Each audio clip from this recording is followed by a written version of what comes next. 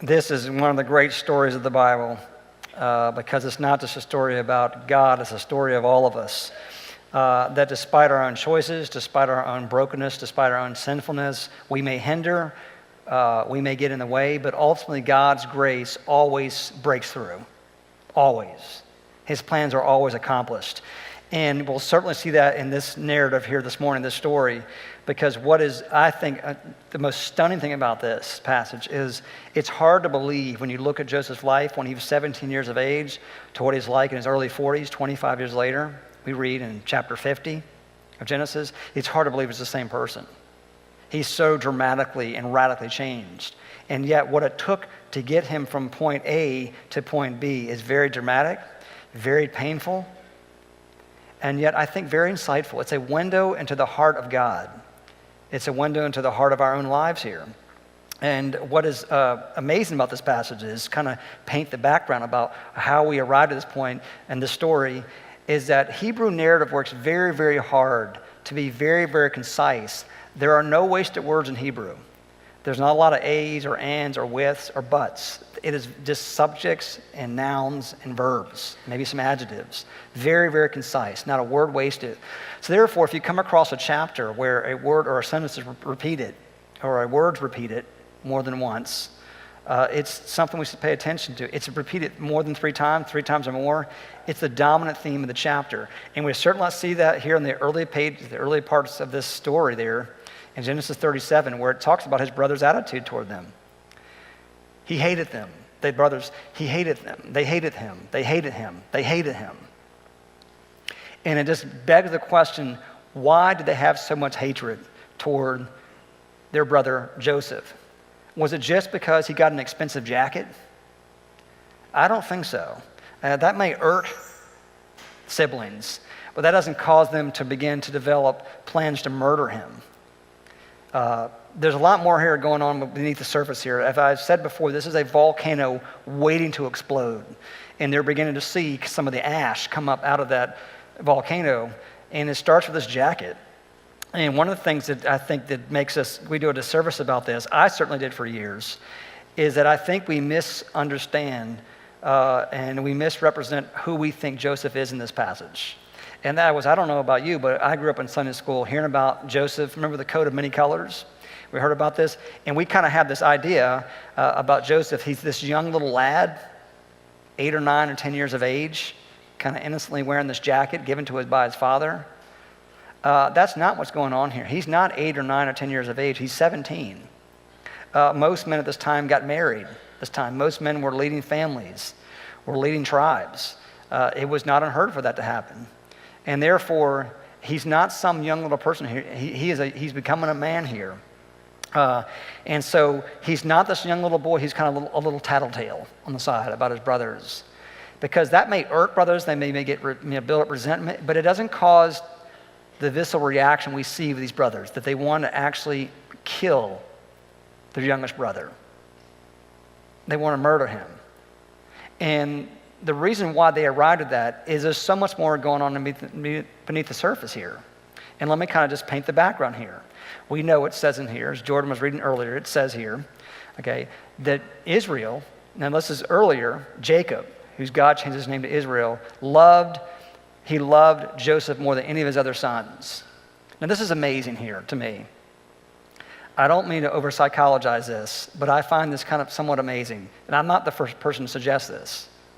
Israel, or Jacob, remember what the household he grew up in, with his father loving the oldest more than the youngest? And what he does here, like some of us do as parents, we go, I am not going to be like my mother and father. I'm not going to do what they did, And this is what Israel did. I am not going to do what my father did, and that is loving the oldest more than all the. I'm going to make sure my youngest gets all the love he needs. And so what does he do? He overcorrects, goes to the other side, ends up at the expense of the older brothers, loves the younger more than the older. And because of that, he poisoned the entire family system here. And because of that, the brothers hated him. And where they really blew the top, okay, was this jacket, okay? Now the point, it's not the point about how we should understand that, it's that it was rich. Is that basically, Jacob, Israel, the father of Joseph, spoiled his son. He lavished money on him and things on him at the expense of the older brothers. And because of that, if you do that long enough, over a long period of time, it develops anger, resentment, and eventually we would see deep-seated hatred. And so because of that, this is the reason why the whole system was poisoned. Because it appeared to the brothers that he loves them, he loves Joseph more than all the others, and he gave him money. He lavished money on him. As Jesus says, where your treasure is, there your heart will be also. And so because of that, over a long period of time, over several years, there began to be this deep, deep-seated resentment toward Joseph. But it even goes farther than that. And that it was, and let me just kind of put this verse up here, where it says here, Joseph, a young man of 17, was tending the flock with his brothers, and he brought their father a bad report about them. Now, we don't really see a lot in here because a lot is lost in translation here. But my Hebrew teacher, my Old Testament professor, Dr. Bruce Walke, one of the probably 2 or 3 greatest experts in the world in Old Testament narrative, in his commentary, he mentions here about this little phrase there, a bad report, that a lot gets lost in English here. Because it's the Hebrew word dibba, which doesn't mean a thing to us, okay? But what we know how that's defined in Hebrew narrative is to defame, to misrepresent, to slander, or to lie.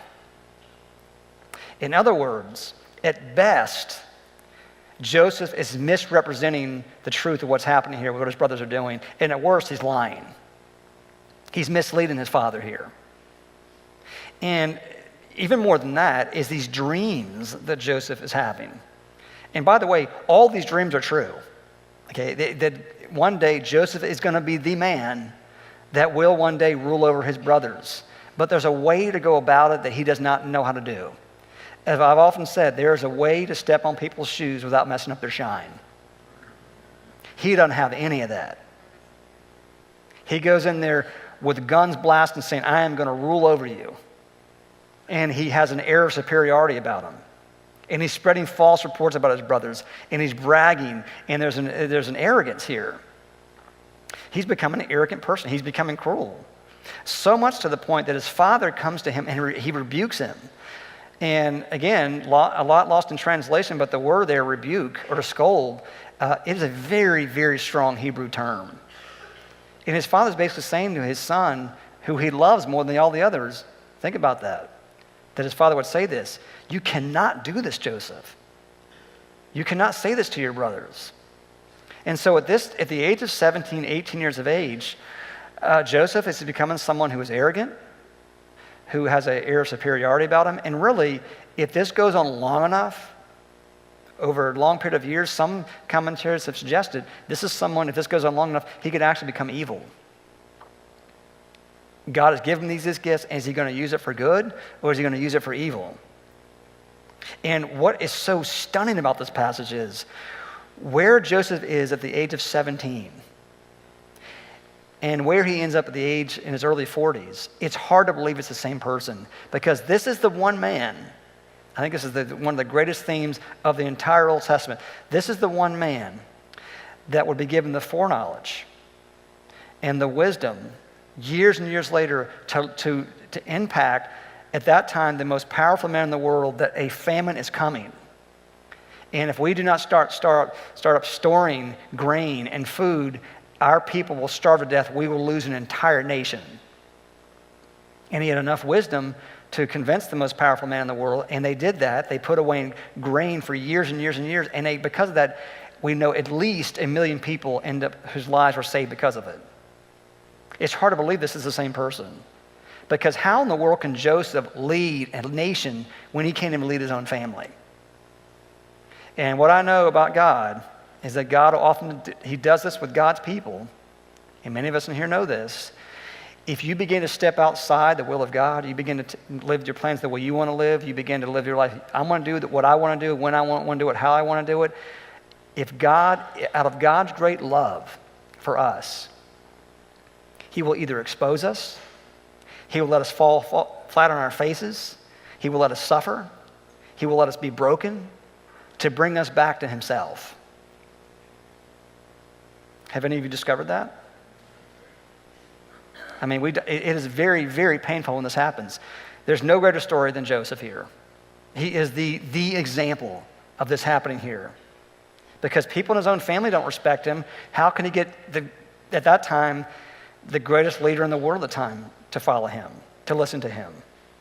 And what you begin to see is one of the dominant themes of this entire chapter is that, in chapter 37, God's name is never mentioned one time. God's name is never mentioned one time in chapter 37, and yet there's, without discussion, God is all over this chapter.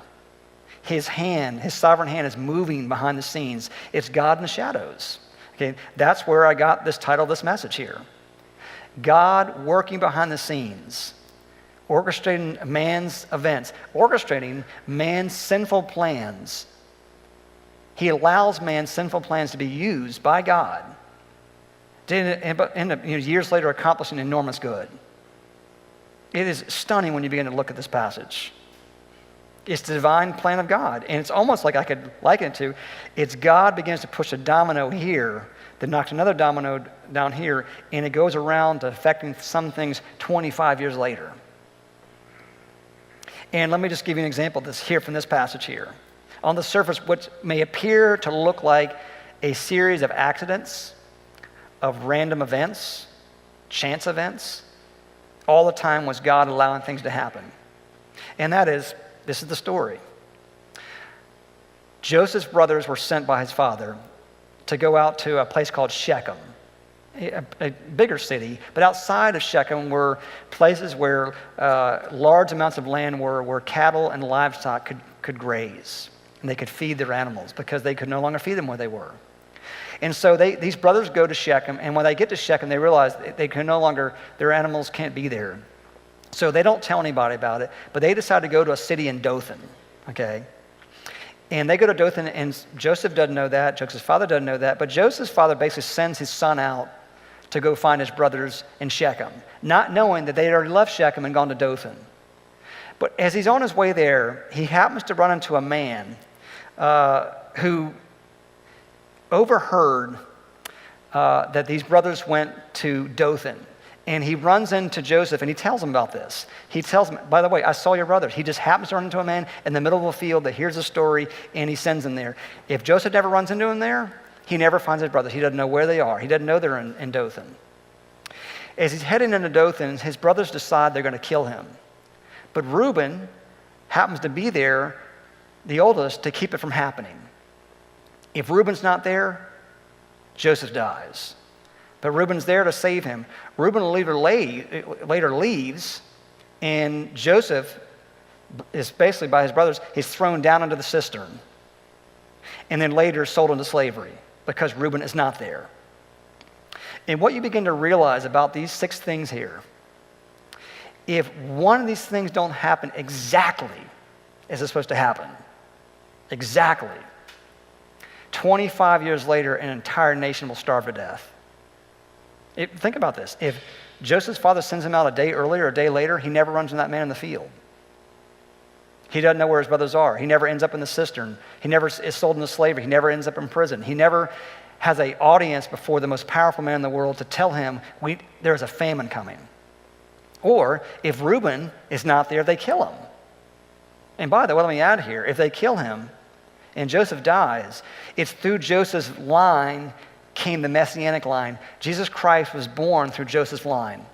If Reuben's not there, Jesus Christ is never born. And by the way, if Reuben's there when he's sold into slavery, he never allows him to be sold into slavery. And you realize all these little things, all these little events that look like accidents and random events were never random events. Even though these people had planned evil for Joseph, God seemed to be able to use it in a different fashion. It's remarkable when you look at this. And you realize if these don't happen, 1 million people will die. And at least 1 million people, probably more than that, will starve to death. And every single one of these little details, these little chance events, are not by accident. And what's even more amazing is years and years later, we don't know this until chapter 50. Think about this, all the years that took place. 20-something years took place, okay? Where later on, Joseph would finally discover his brothers. And they would discover him. And they would basically ask forgiveness. And what he says is one of the most famous verses in the Bible. What you meant for evil against me, God has taken that very thing and he's used it for good. And why has he done it? He's done it so he can put me in the position for me to be able to save the lives of many people. It's amazing when you see that. Sometimes it takes years and years and years and years to play out. I say that, I just, on a side note, this past week I was talking through Messenger with one of my friends. I've told this before. My oldest daughter is named after the first girl killed in Columbine. It was the 20th anniversary this past week. And I was talking to Rachel's mother, and she was saying, it was just last year I've finally arrived at the point, because she said for years, if I could go back and change it, I would save my daughter's life. And she finally said this past year, what they meant for evil, God has taken it and used it for good. She's impacted tens of millions of people. Our oldest daughter's named after her. It took 20 years for Rachel's mother, to say that. And probably a lot of us in here are in that window in here. And I would say this too, with what we're seeing happen around the country with all these shootings in these synagogues and churches and everything like that, what may appear on top as evil, in the very end, God may use those very things, evil plans of man. He doesn't make it happen, but everything passes through the hand of God. And he allows it for purposes we do not understand. And this is a great example of this with Joseph. And it's a stunning passage here when you look at this narrative here. Because when you look at his life, what he was when he was 17 to what he would become when he's in his early 40s, and everything that happened in between, we would appear on the surface that God was not working, that God is not moving, and yet all the time God was allowing these things to make Joseph into the person he needed to become. And he would have terrible setbacks and unbelievable disappointments. Think about the time he was in prison unjustly, what he must have felt. And all that happened because his brothers threw him in the cistern. And sometimes, we know this, we look at Joseph's life and we say, wow, look how great Joseph is. And yet what God had to allow to happen to get into this point was very, very difficult. And the great example of this is in the passage here when he's thrown into the cistern. Look what it says here. When Joseph arrived, his brothers ripped off the beautiful robe he was wearing. They grabbed him and they threw him into the cistern. Again, a lot is lost in translation here. The word ripped in the original text means to skin an animal. It's meant to communicate here that the clothes were violently ripped off him. I mean, there's real deep-seated hatred here toward Joseph. And when it says in there they threw him into the cistern, the word threw, or the word, it means literally to dump a dead carcass. It means to abandon someone unto death. And that's what they did. They dumped him in the cistern, and they were going to let him die down in there. And we know that he cries out in silence, please, somebody save me. Please, God, save. We know in other parts of the Bible, we know other people said that Joseph was crying out to God, please save me. And God didn't answer the prayer like he hoped it would be. And he's asking God, he's crying out, why? Why? Why have you allowed this to happen? And you look at this passage, look how brutal this is. On the surface of this. And yet, if this doesn't happen, 1 million people die 25 years later. And not only that, I'd add here, Joseph is not saved from his arrogance, his pride, his air of superiority. He's not changed. He would never have an audience before a nation that would save the world. And by the way, his brothers, because we know after this event, his brothers would go home and they would see the agony of their father, and all of a sudden they begin to realize what they had done, that they experienced incredible, contrition and remorse, that they allowed their brother to be sold into slavery, and they never got over it. For the rest of their lives, they carried this until the day they finally met their brother again. All those years, they carried that sadness of what they had done. And because of that, not only was Joseph broken and put back together and made new again, but the brothers were also broken in a way where God could finally begin to speak to them and to change them. And it healed a family. It is a remarkable story here, how God allowed these things to happen over decades to heal a family. And because of that, there was a miracle, I would say. Now, my question is, I taught on this years ago, and I remember thinking when I was reading through this, why did God have to do it this way? Because if I was God, I would have done it differently. Why does it have to be so much brutality, so much injustice, so much sadness, so much brokenness, lying? Why does it have to be all these things? I would much prefer it to be kind of like the examples from Touched by an Angel. Remember the show Touched by an Angel? There's this horrible thing happens. This angel comes down and they talk, and everybody in the end cries and they laugh and they all come together and it ends very well. Okay, that's my kind of story, right? But the problem is, and the problem with Touched by an Angel, it ain't real life. Because many times we are not changed by being told what we're doing is wrong. I know this. I'm a father. Okay? I know this as a minister. I can tell people until they're blue in the face, listen, what you're doing is wrong. Many times we do not understand what is wrong with us by being told. We have to be shown our faults. We have to internalize them, to feel them. We have to feel them. We have to be shown what's wrong. And the great biblical example of this here, about not being told, about being shown, and this is remarkable, you think about this. Many, many scholars have talked about this. This story of Joseph being thrown in the cistern is in a little tiny town in the middle of nowhere called Dothan. It was literally in the middle of nowhere. But hundreds of years later, it would become a major city. And it was hundreds of years later that Elisha, the great prophet, was holed up in a castle, a fortress, there in Dothan. Some people said the exact same spot where that cistern was. And Elisha is inside this castle, and he's with all his men, and outside this castle is the enemy, his enemy, that's going to later, the next day, is going to break into the castle and kill everybody there, including Elisha, the prophet. And Elisha's there in this castle, and he is just cool, he is collected, he is not worried at all. And this is the night before. And his servants come to him and say, how in the world, we're all going to die next morning. How in the world can you be so calm when you know we're going to die? And what they did not see, but he saw this entire angel army outside of the enemy's army.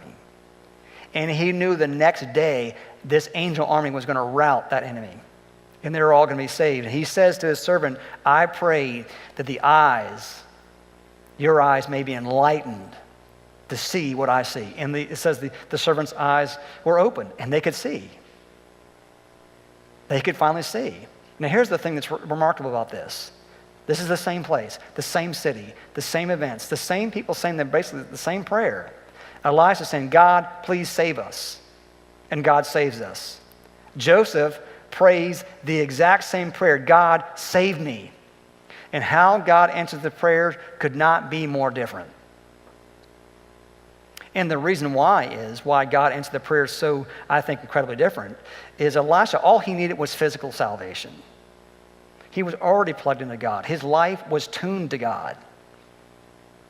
And that's all he needed, was a physical salvation, and God delivered it. Joseph, if God had gotten Joseph out of that cistern when he wanted to, he would never have been changed. The family would have never been changed. A nation never would have been saved 25 years later. And how God answered the prayers could not be more different. If we believe this, that God was basically answering the prayers in both these instances and in our lives as well, if we believe that God is working in both these cases, if we believe that, think how powerful we'd be. That God's no is better than our yes. Think how strong we'd be. Even more amazing about this, When you look at this story, this is the story of the Bible. This is the story of the gospel. We see this over and over and over again. How God answers prayers many times is very, very different. The Apostle Paul gets thrown into prison. He prays, God, please deliver us from this prison. An earthquake happens. The prison breaks open. Paul is delivered. John the Baptist is thrown into prison. He prays that God will deliver him. He dies in prison. The Bible gives story after story of people that are having chronic sicknesses and illnesses and, mental diseases and stuff, mental health. Jesus comes along, he heals them. The Apostle Paul prays to God, please take this thorn from me.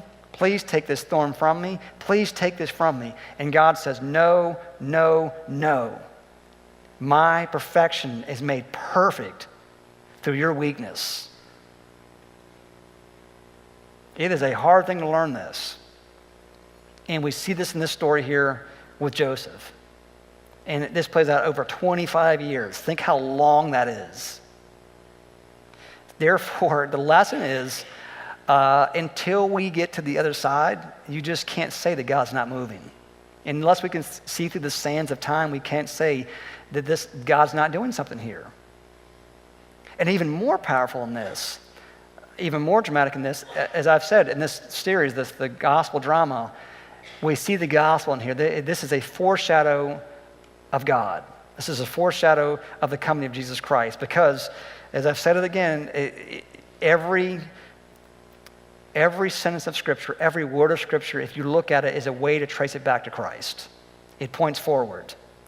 And what do I mean by that? Centuries later, there was another father that sent his son out to his brothers. Centuries later, there was another son that was sent out and was taken by his brothers and basically stripped and sold over and given and betrayed. Centuries later, there was another brother who was sold for silver. Centuries later, there's another one that was given over and stripped and dumped like a dead carcass, abandoned unto death. Centuries later, there was another one who cried out, God, please take this cup from me. Think about this. Centuries later, there was another one who was on the cross, who was basically praying the same prayer that Joseph prayed. God, why have you forsaken me? And yet what Jesus did, his suffering and his abandonment were cosmically greater than Joseph's, because it was stamped through all of history. Jesus knew this. It's stunning when you look at the parallels here of what happens between these two. And yet Jesus allowed himself to be thrown in the pit. Jesus allowed himself to be stripped. This is why he says, I am the good shepherd. I know my own, and my own know me. I lay down my life for the sheep. No one can take my life from me. I lay it down freely. I lay it down of my own accord. He laid down his life because of what we did. And he was abandoned by his Father because of what we have done. And therefore, let me remind you, again, when we think that God is not answering prayers, or we think sometimes that God is punishing us for something that's happened, Christ has already taken the punishment for us.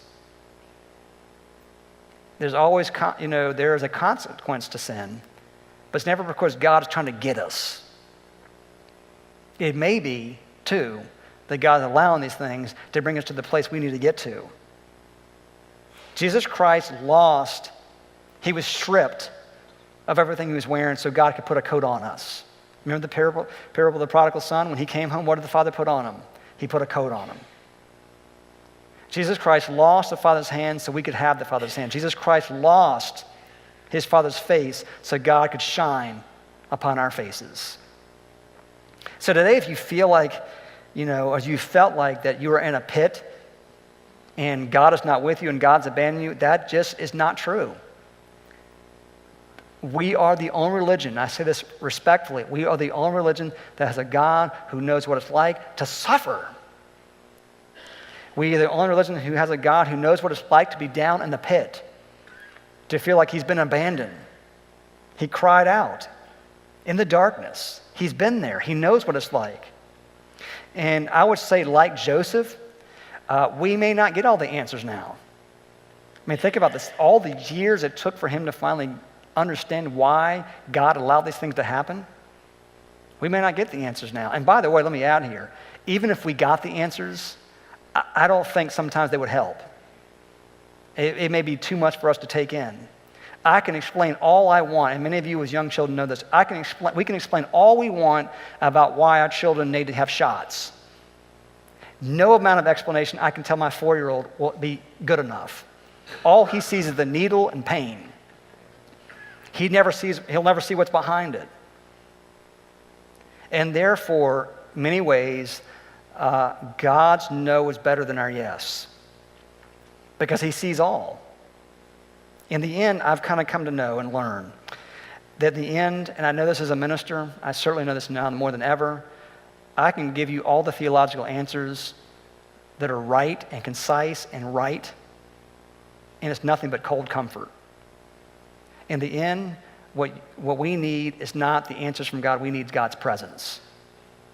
And many of you know this. If you've sat with people or you've had people sit with you, they don't need to tell you anything, they just need to sit with you.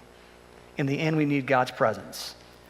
Let me say 2 things in closing that are very important, and it bears out in this passage. Number 1 is know and not know what God is doing. Now, if it sounds like I'm talking out of both ends of my mouth, I am, because this passage kind of reveals this. In this passage, you have Joseph who absolutely knew what God was doing, so much to the point that he went and told everybody about it, and he was obnoxious about it. And he told everybody about this is what God is doing. And he had no idea what it was going to take for God to get him to that point. On the other hand, the brothers didn't think God was doing a thing. God was not moving anywhere in this passage, anywhere in the story. And in the end, it simply wasn't true. I say this for us as an example. I say this, be very careful, as I've made this mistake before in the past, be very careful to tell people, God told me this. God told me to do this. Because in the past, I've done it before. Hey, listen, God told me to do this, and I have been wrong. And let me just say this. Imagine if I tell you, God told me to tell you this, and later on I'm wrong, then who am I hearing this from then? I know in my own life there have been times where I have really wanted something and I've asked God to kind of spiritually baptize my agenda. And it had nothing to do with his agenda. It was probably more me. And it could have been from somebody else too. So be careful. It doesn't mean that God doesn't lead us or God doesn't direct us. He certainly does. But know and not know. And also don't say on the other side, because the mistake we often make sometimes is we say, God told me to do this, and because of that, this is going to happen, and later on the road, this is going to happen. And when suddenly that doesn't happen, we suddenly think God has abandoned us, and God's not answering us. That's simply not true. God is always working behind the scenes, even when we screw up. That's the remarkable thing about it. Even when we screw up, God still seems to be able to use it. So know and not know what God is doing. Lastly, take a long view of God's plan for your life. It's important for us because we live in a culture of instant gratification. And this is my own term. I don't know if anybody else has ever said this, but this is my own. This is the one thing I didn't steal from this message, okay? We want a microwave God. I want to be able to put my thing in the microwave for 30 seconds and it is warm when I get it out. And so we look at Elisha's prayer. He prays that God delivers them. The next day they're delivered. And we say, that's the kind of God I want. I ask for it and he comes through. And yet more often than not, God does do that occasionally. But more often than not, our prayers are much more like Joseph's prayers.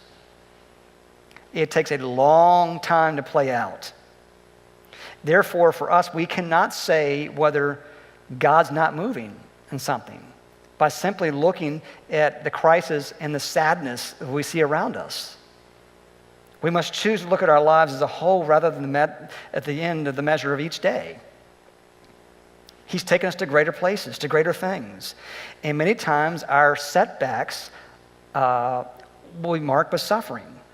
But I want you to know this morning, God has never wasted an ounce of our faith, even if it's just the mustard-sized seeds of faith. Know and not know. Take a long view of God and know in the end, God's silence, just like the story says, God's silence is never represents his absence. He is always, always moving. And so it is with you. Let's pray. Lord, we come to you this morning, and we know you are the Father of all mercy. We thank you for creating a world that even though it's fallen, even though it's broken, we know you are always moving in the background. Even through the worst times of our lives, we know, Lord, even in the sadness, you can still use it. And because of, Lord, many ways we know, taking the long view of history in our lives, we know that one day, if we belong to you, every one of us will be in the right side of history. And because of that, we know this is a battle we cannot lose. And so we simply ask this morning that you would help us, Lord, to fix our eyes on things that are unseen. That no matter what comes around the corner, it would make us greater than we were before and make us more like you. That we would pray not our wills but yours. Because we know your word says that no eye has seen, no ear has heard, no mind has possibly conceived or even imagined what you have prepared for those who love you. It's in that name we ask and pray these things. Amen.